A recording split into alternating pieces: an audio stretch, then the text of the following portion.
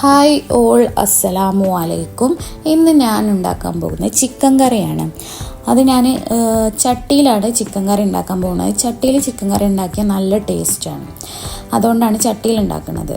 ആദ്യം ചട്ടി വെച്ച് അത് ചൂടാൻ ശേഷം അതിലേക്ക് എണ്ണ ഒഴിച്ചു കൊടുത്ത് പിന്നെ ഇഞ്ചി വെളുത്തുള്ളി പേസ്റ്റ് അത് നല്ലോണം ഒരു 5 മിനിറ്റ് അതിൻ്റെ പച്ചമണം മാറുന്നത് വരെ ഒന്ന് വഴറ്റി കൊടുക്കുക. ഇനി അതിലേക്ക് സവാളയും ചെറിയ ഉള്ളിയാണ് ഇട്ടിട്ടുള്ളത്. ചെറിയ ഉള്ളി നല്ല ടേസ്റ്റാണ് ചിക്കൻ കറിക്ക്. പിന്നെ അതിലേക്ക് ആവശ്യത്തിനുള്ള ഉപ്പ് ഇട്ട് കൊടുത്ത് അതൊന്ന് വഴണ്ട് വരുമ്പോൾ അതിലേക്ക് പച്ചമുളക് പിന്നെ തക്കാളി ഇട്ട് നല്ലോണം ഇളക്കി കൊടുക്കുക.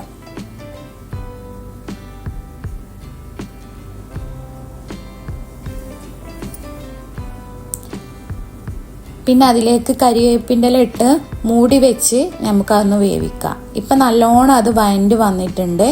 ഇനി അതിലേക്ക് മസാലപ്പൊടികൾ ഇട്ട് കൊടുക്കാം.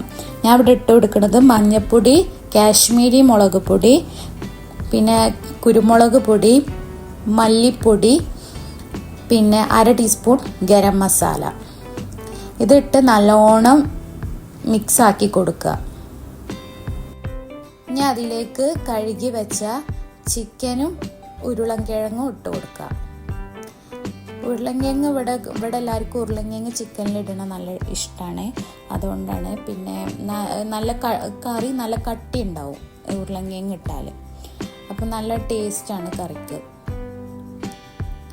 ഇനി നല്ലോണം എല്ലാ സൈഡിലും ആകുന്ന വിധം ഒന്ന് മിക്സ് ചെയ്ത് കൊടുക്കുക. എന്നിട്ട് ആവശ്യത്തിനുള്ള വെള്ളം ഒഴിച്ച് അതൊന്ന് മൂടി വെച്ച് വേവിക്കുക. ഇടയ്ക്കിടയ്ക്കൊന്ന് ഇളക്കി കൊടുക്കണം, അല്ലെങ്കിൽ അടി പിടിക്കും. അത് പ്രത്യേകം ശ്രദ്ധിക്കണം.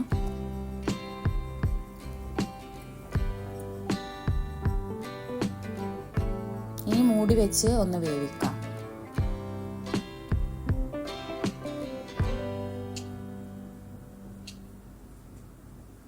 ഇപ്പോൾ കുറച്ച് ഉപ്പ് കുറവുണ്ടായിരുന്നു. അപ്പോൾ ഞാൻ കുറച്ചും കൂടി ഒന്ന് ഉപ്പ് ഇട്ട് കൊടുത്തിട്ടുണ്ട്.